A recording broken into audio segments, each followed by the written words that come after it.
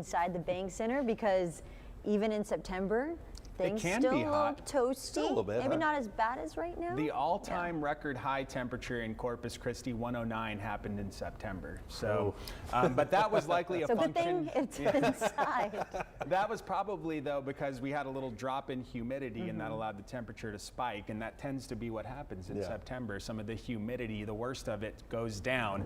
We are in the midst of what looks like is going to end up being the hottest July on record. The record high today, 102, and we're still pacing well ahead by a ½ degree, the average there.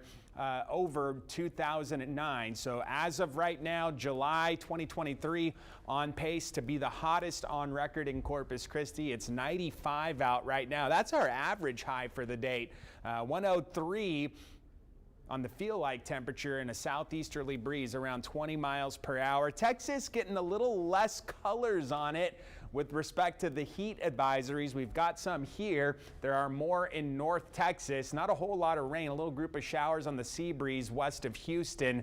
High pressure still parked to our north and west, close to the panhandles of Texas and Oklahoma, but the center of it is in New Mexico. And this high is going to ease off to the north and west on Saturday. That'll give us a little opportunity to receive some tropical moisture on Saturday, maybe a small low-end rain chance at that point too. But I think the bigger note on the high is the placement of it. So to the northwest through the weekend, but into next week, it's going to move to the east. And with this movement and this placement, note the arrows around it coming in from the Gulf of Mexico. So it's going to stay hot, but with that being the case, I think we're going to be in line to receive better moisture with the high to the east of Texas. You'll see that reflected in the tropical moisture forecast here. There's that little bit of it on Saturday, maybe an isolated shower around. Sunday we dry.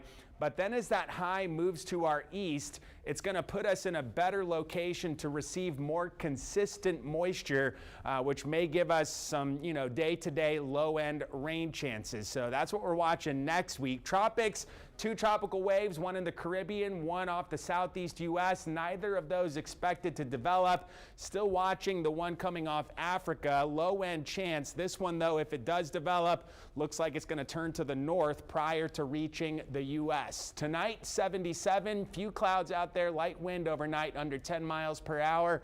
Tomorrow, Saharan dust. I've got that high up around 100 again with the HHH forecast. Hazy, hot, and humid.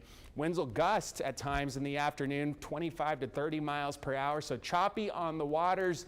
Elevated rip current risk on Gulf-facing beaches. Water temperatures way up in the upper 80s.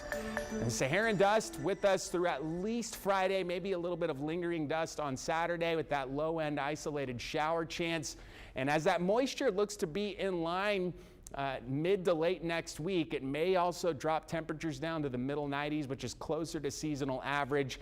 And we'll see just how much comes in, because if enough does, we'll likely have day-to-day morning showers near the coast, inland showers in the afternoon on the sea breeze. So we'll see how that all plays out. Fingers crossed right there. Not a whole lot of coverage, but something to be looking forward to. To have a little hope for. Yeah. All right, Alan, thank you so